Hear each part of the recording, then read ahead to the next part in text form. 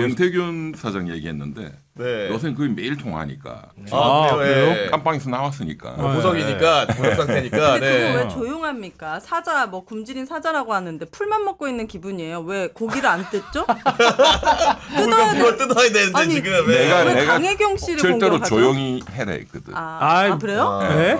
왜요? 그러니까 본인이 지금 제일 중요한 건 지난번에는 깜빵을 구속이 안 되는 게 제일 중요했는데 그때도 내가 입을 닫아라. 그러니까 제가 만난 게 작년 10월 31일이거든요. 그날 이후로 입을 닫았어. 근데 그 전에 2개월 동안 너무 많이 떠들었어. 그게 구속 사유였잖아요. 네. 휴대폰을 아버지 묘소에 뭐 했니, 뭐 화장을 했니. 그 이번에도 이제 하여간 굉장히 좀 일찍 보석으로 석방이 됐는데 그 다음날 새벽에 바로 전화 왔길래 명 사장 내 말을 들으세요. 절대로 언론 접촉을 하지 마시오. 언론 접촉하지 마라. 판사님이 네. 제일 싫어한다. 뭐 좀 상징적으로 뭐 이렇게 은유적인 말을 하고 싶으면 뭐 가끔 하고 못 참으면 하지 마. 이거 그거는. 네. 못 참으면 이게 또 뭐 그 양반 스타일상 말 안 하면 금단현 상황이야 그 사람은. 그래서 근데 짧게 하고 하여간 최대한 그걸 안 해야 다시 안 잡혀간다. 명사장한테 제일 중요한 게 그거잖아. 보석 조건을 어길 수 있으니까 그죠? 아니 그럼 부분은. 대신 예. 변호사님이 뜯어주시면 되잖아요. 열광할 수 그래서 있게. 나 그 참 멋있는 말 했대. 뭐 콜로세움에 뭐 굶주린 사자 그 정도 했으면 되지 뭐. 아니 근데 아니 어느 먹잇감을 뜯어야 열광하는지 지금 생각하고 그 있대잖아요. 건진법사 관련해서 내가 들은 얘기가 있어가지고. 그래요? 예. 그 작년에 그 제일 그 명사장 관련 공개된 파일 중에 제일 화끈한 거는 그 10월 31일이에요. 제가 그때 창원 내려가는데 오전에 그 민주당에서 윤석열 대통령 그 목소리 해줍사 시끄럽네 하는 거 있잖아요. 그 민주당이 공개했잖아. 네. 그럼 그거를 누군가가 민주당에 준 거잖아요. 그런데 그거는 명사장하고 윤 대통령하고의 녹음인데. 그렇지. 양자간에. 네. 명사장 휴대폰에 녹음돼 있었던 거지. 그런데 그거를 누군가가 어떻게 주냐고. 그 명사장이 자랑하려고 옆에 들려주는 거를 그런데 그 녹음해가지고 음질이 한 들어보면 거잖아요. 굉장히 시끄럽고 밖에 바람 소리도 나고 막 그래요. 네. 그게 제주도예요. 네, 내 제주도의 장소 날짜 알아요. 야, 몰랐던 사실이네. 예. 근데 그게 이제 그 김영선 의원 지금은 내가 말해도 될 것 같아. 이 아니 그럼요. 네. 김영선 의원하고 이제 구속되기 전에 서로 뭐 엄청 싸웠어요. 또 뭐 당연히 그렇게 됩니다. 네 책임이 내 책임이니. 네 책임이 내 예. 책임이니까. 그래서 이제 그 내 통화하는 녹음 파일도 갖고 있는데 이 김 의원하고 막 얘기를 하다가 김 의원이 아니 명본부장, 명사장, 명대표 막 하면서 막 이제 점점 목소리가 커지니까 명사장도 열받아가지고. 아니 의원님 뭐 대표님 그것도 호칭이 여러 가지 왔다 갔다 해. 하면서 막 폭발하더니 그 이제 그 김영선 의원이 어떻게 대통령 목소리가 이렇게 나가도록 할 수가 있어? 관리 제대로 못했냐? 네. 그러니까 그 녹음은 11월 1일이나 했을 거예요. 나가고 난 뒤에. 나가고 난 뒤에.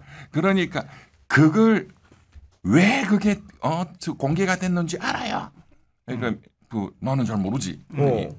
그때 제주도에서 누구 같이 갔을 때 아마 뭐 단합대회 비슷하게 여러 명 있는 자리에서 그러니까 제주도니까 밖에 이제 바람 소리 막 들리고 그래서 그 바람 소리 제주도 바람 소리구나. 맞아요. 네. 차 소리도 들리고 그때 여기서 중요해요. 건진법사가 나와 여기서. 의원님이 공천받은 이유가 내 때문이 아니고 건진법사 때문이라며. 그렇게 떠들고 다녔잖아. 명태균이 맞아요. 김영선한테 그 논란이 있었죠. 그러니까 명사장이 이제 그런 소문을 들은 거야. 김영선 의원이 이제 손절하려고 건진법사가 해줘서 이렇게 뻥치고 다녔다는 걸 들은 거지. 그러니까 그날 이제 제주도 가서 술도 한잔 하고 욱한 거야 그날. 그래가지고 막 이렇게 퍼부으면서 그걸 들려준 거구나. 들었대. 자 들어봐. 내가 누구 덕이야? 그러니까 건진법사가 해준 거지 명태균이가 해준 것이 아니야라고 하니까 명태균이 그 말 듣고 열받아가지고 그걸 들려주면서 이래도 검진이 해준 거냐 내가 해준 거냐. 그때 있는 사람이 녹음을 한 거예요. 야, 진짜 개판이네요. 범죄 내가 저질렀잖아. 이거 여기서 대한민국 최초로 지금 풀스토리 최초 공개. 일단 구독 좋아요 누르셔야 됩니다. 그러니까 그러니까 국힘이 어쨌든간 윤석열 신당의 그런 창당 움직임들을 굉장히 주시를 하고 있는 건 맞는 것 같고 어제 이제 그 8명의 1차 경선 통과자들 조편성도 완료를 해서 오늘 그러니까 내일부터 이틀간 이제 뭐 토론도 한다는 건데 전반적인 추이를 보니까 김문수 그 후보 같은 경우는 약간 하향 곡선 분명히 맞아 보이는 것 같아요. 왜 그런다고 보십니까? 일단 김문수 캠프 다녀온 사람 말 들어보니까 확실히 새가 죽었다. 기가 죽었다. 기가 죽었다. 근데 이런 말 돌잖아요. 김문수 캠프에서 한독수를 외치다.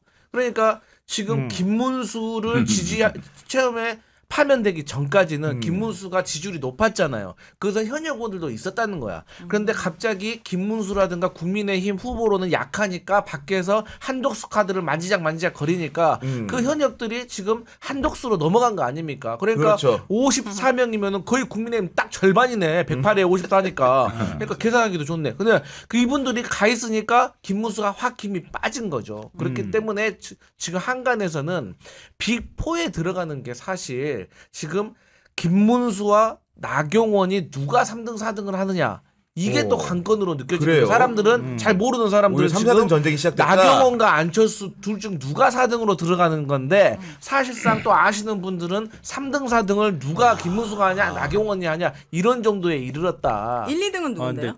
1, 2등은 이제 아무래도 탄핵에 홍준표. 찬성했던 홍준표가 될 거예요. 반대했던 네. 그 주자들이 되는 거죠. 한동훈. 근데 이게 너무 슬픈 일은요. 오늘 한국갤럽 조사 결과 나왔거든요. 근데 한국갤럽 주관식으로 물어보는 거잖아요. 그렇죠. 물어보는 건데 안철수 나경원이 안 잡혔어 숫자가. 숫자 안 나와. 빵으로 숫자가 안 잡혀가지고 뭐라고 할 말이 없어. 근데 지금 얘기한 게 그대로 맞아요. 그러니까 왜냐하면 그러니까 전체 지지율로만 보면 이재명 후보가 지금까지 지지율 중에서 제일 높아요. 그러니까 갤럽 조사 기준으로 보면 2월 2주차부터 제가 지금 숫자를 보고 있는데 그때 34%였는데 지금 38까지 올라갔어요. 이게 제일 높은 숫자가 나왔고요. 그 다음에 이제 국민의힘 주자들이거든요. 김문수 7, 홍준표 7, 한동훈 6, 한덕수 7. 그리고 그 다음에 없어요 이름이. 너무 슬픈 일이고요. 국민의힘 지지층에서 지지율이 많이 바뀌었어요. 국민의힘 지지층에서 홍준표 후보가 올라갔죠. 14에서 20이 됐어요. 올라왔어. 예. 대신에 김문수 후보가 27이었거든요. 근데 네. 18이 나왔어요. 떨어지고 떨어졌네. 그리고 한동훈이 13에서 16이 됐고요. 올라갔죠. 네. 한독수가 6에서 20이 됐어요. 우와. 그 이 얘기는 다른 사람 다 올라갔잖아요. 네. 근데 김문수 지지율만 뚝 떨어졌어. 떨어졌어요, 지금. 그 김문수 지지율이 한동훈 쪽으로 옮겨갔다고도 볼 수 있는 거예요. 해석을 하자면. 그럴 수도 있죠. 그러니까 박수영 의원을 왜 김문수 캠프에서 데리고 갔겠어. 위장 취업이죠. 그러니까 결국은 한독수 쪽 기대감이 있는 상황이기 때문에 일단은 사자 경선 통과하고 양자 결선까지 그렇게 갈 정도는 그래도 김문수를 지지해줘야 해. 그 지지를 얻고 가려고 하는 거예요. 네. 나중에 가서 한독수가 출마하든 안 하든 간에 그건 그때 가서 일이고. 그리고 근데 이제 예. 국민의힘 후보들 진짜 용기 없습니다. 나 같으면은요. 이런 그 한덕수라는 그 작당을 모의를 하고 있다면 야 국민의힘 후보들 다 모여 야 주은표 뭐 한동훈 뭐 다 모여가지고 야 우리 서약식 하자 뭐 우리 중에 누가 국민의힘의 후보가 된다고 하더라도 나중에 한덕수하고 절대로 안 단일화는 된다. 없다. 요 정도는 결기를 그럼 보여주고 공당의 그 전에 또 후보들이라면 지도부도 이 정도를 보장을 해줘야지.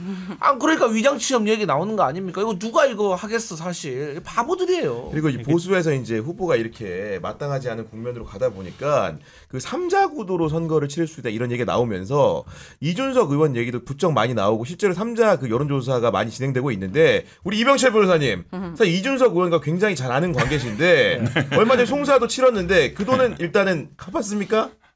아직 못 받고요. 아직 못 받고 있어요. 예. 이제 뭐 받겠지 그거는 무조건. 아니 지금 정치권의 이병철 효과라고 그거 소문이 쫙 났어. 제가 중에도 야 준석이 돈 안 줬다는데 얼마야?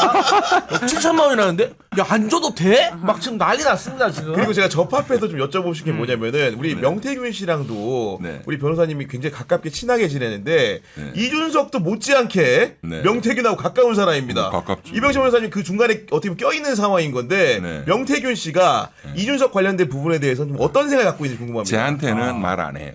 그래? 왜냐하면 깜빵 갔다 나오니까 네. 사모님이 부인이 네.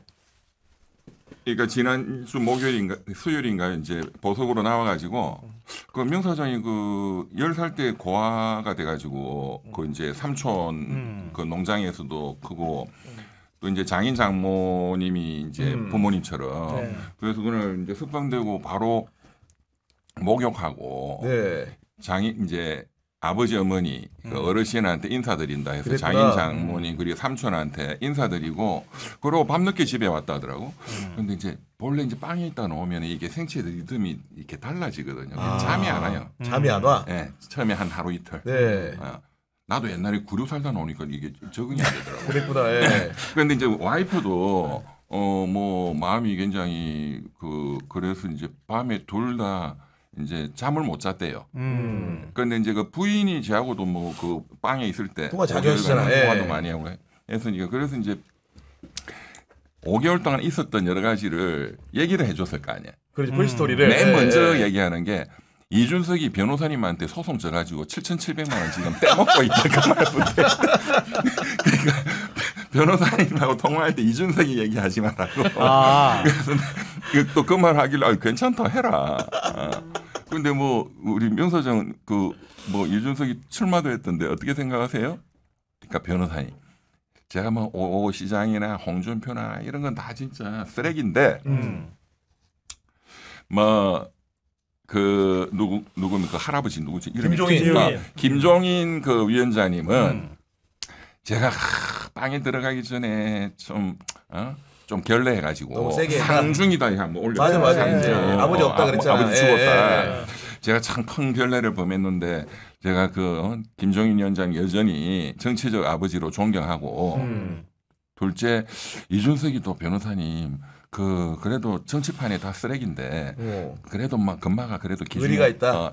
좀 괜찮다. 오. 좀 이쁘게 봐주세요. 자, 그런 구도라고 한다면은 이준석 의원이 마음만 있다고 한다면 3자 구도 안에서 무사하게 대선을 치를 수도 있지 않을까라는 생각을 좀 하게 됩니다.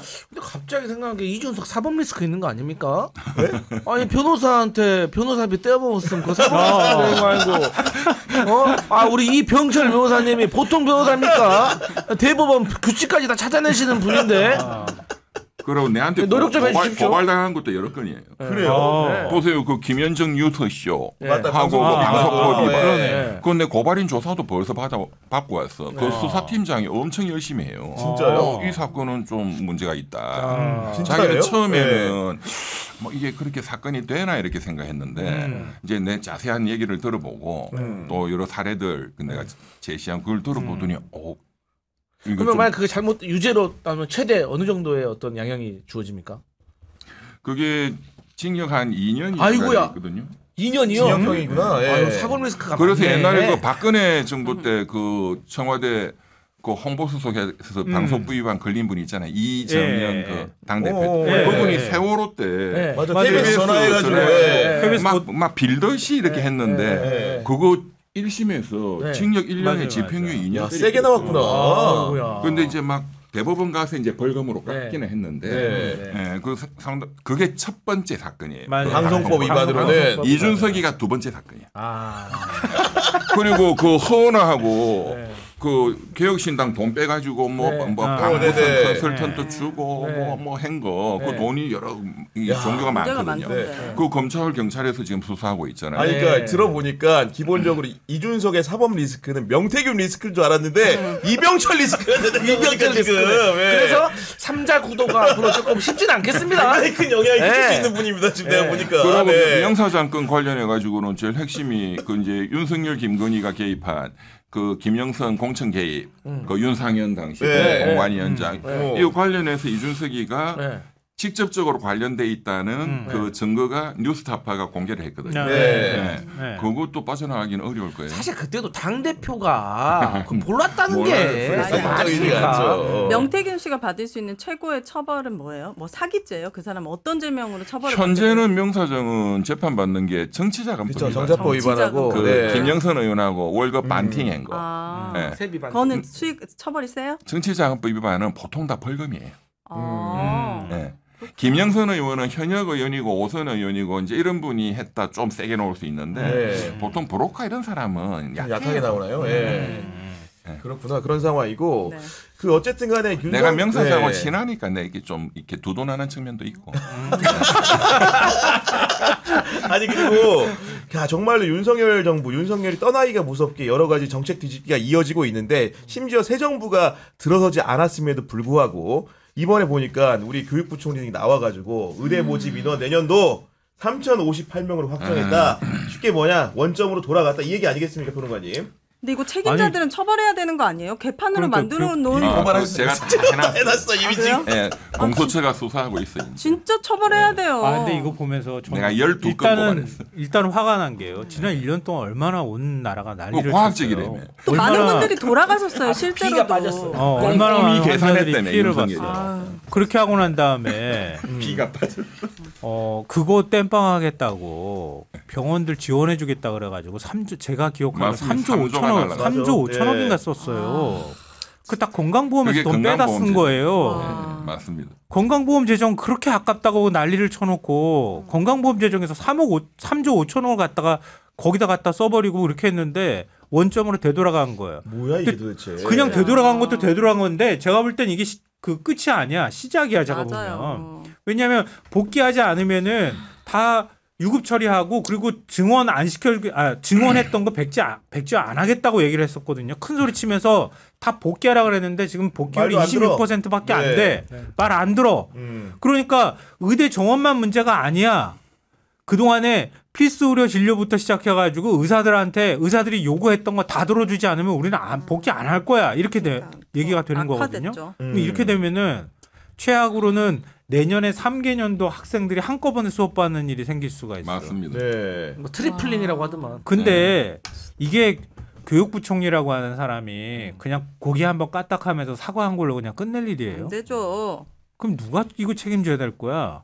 윤석열이죠. 윤석열이죠. 그게 비과학적인 네. 방식으로 2,000명을 거기는 어차피 만들어내는. 파면되고 이제 앞으로 간판 가야 되는 거니까 그렇지만 혐의 하나 또 추가해야죠. 그래도. 그러면 한독수 대행도 책임지고 최상목도 책임지고 다 책임져야 되는 거 아닌가? 맞아요. 당연하죠. 국정운영 개선에 있었으니까. 아, 근데 네. 어떻게 이렇게 아니 난 2년간의 진보 보수든 서로 간에 찬성하는 것도 있고 반대하는 것도 있고 서로 간의 생각은 좀 다를 수 있잖아요.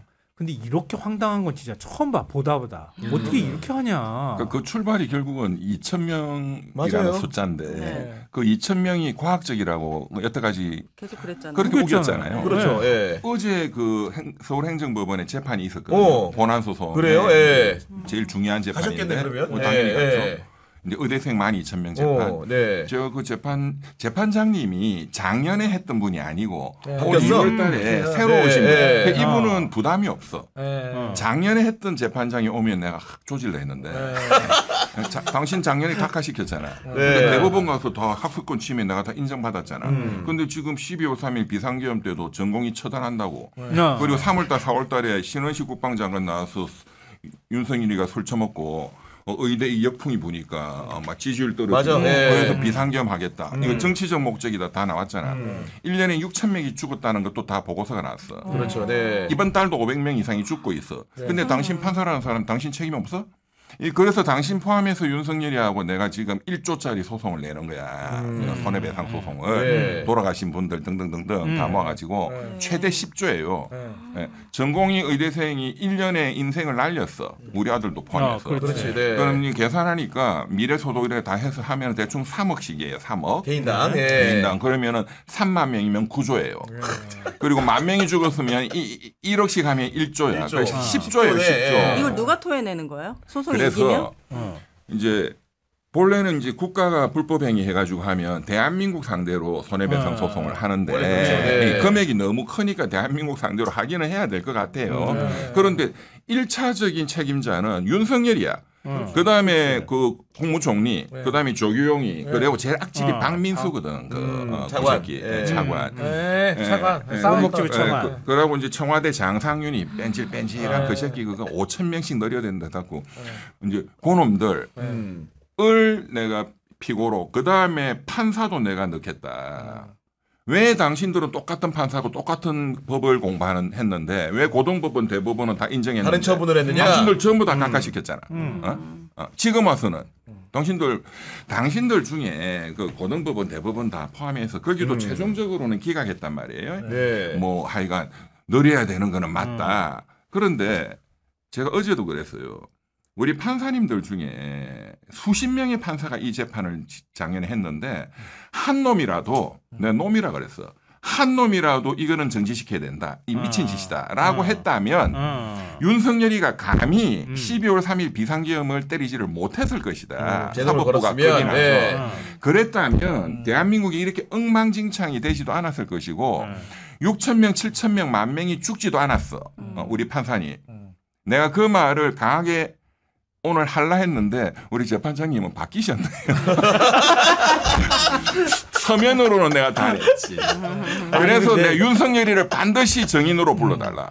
네, 그러니까, 거사를 네. 불러서 당신 2,000명을 어떤 정확히 이유로 이유를 설명해라. 정했는지, 예. 김건인지 뭐 천공인지 뭐 건진법사인지 그래, 뭐라도 말해라. 이제는 말해라. 말해야 근데 된다. 나라를 진짜 이렇게까지 한 3년도 못 거덜냈죠, 했잖아요. 완전히. 이렇게까지 쑥대밭으로 만드는 건 진짜 처음인 것 같아요. 보다 진짜 처음인데 이렇게 무능력하고 무책임하고 이런 자들을 진짜 처음 보는 것 같은데 봐보세요. 이거 하나로 끝나는 게 아니에요. 지금 의대 증원 그냥 여기서 멈춰버리면요. 지금 입시 시장 흔들리잖아요. 당연하죠. 그리고 입시 시장 흔들리는 거 이것만 문제인가? 갑자기 어느 날 난데없이 와가지고 킬러 문항 얘기했다 그래가지고 발칵 뒤집어 놨잖아요. 그렇지. 준킬러 문항이라고 만들겠다고 그 얼마나 다 수험생들 다 혼란을 겪었어요. 그렇게 해서 그걸로 끝난 게 아니잖아요. 네. 이것만 있나? 모든 정책 하나하나마다 다 이런 식이잖아요. 아 국가 R&D 예산 깎았지. 그것도 카리텔이라고 주장했지. 뭐 그리고 뭐야 대왕거래도 역시 마찬가지였지. 이런 게 한두 가지가 아니잖아. 부산 엑스포. 아 부산 엑스포 그랬지. 초등학교 입학년요. 그런데 5살. 그런데도 이기고 메모리가 왔다고 지금 난리 치고 있어요. 당연하다. 어떻게 비슷하잖아, 해서든 또, 예. 그 윤석열을 파면이 아니라 파산시켜야 되는 거 아니에요? 손해배상 근데 이제 위자료를 그래서 내든 윤석열은 지 하든 개인 재산이 뭐 별로 없잖아요. 아, 경제 네. 공동체 막 있잖아요. 응. 아, 그래서 네, 어. 김건희 선생님. 아, 역시 대변이 똑똑하시다. 경제 공동체. 그 논리가 있어. 그래서 김건희도 끌어들이려고 네. 손해배상 소송에 연대 책임져라. 네. 경제 공동체.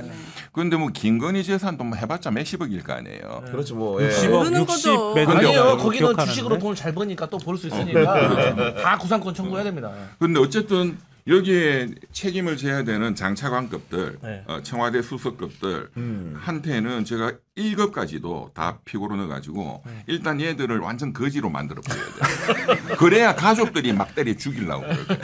아빠가 깜빵 가는 거는 별것도 아니에요. 다 맞아. 성인들이잖아, 애들이. 돈이 안 들거든, 그거. 그런데 거지 되면 그게 네. 제일 이 그렇지. 겁나는 이 금융 치료가 최고예요. 네.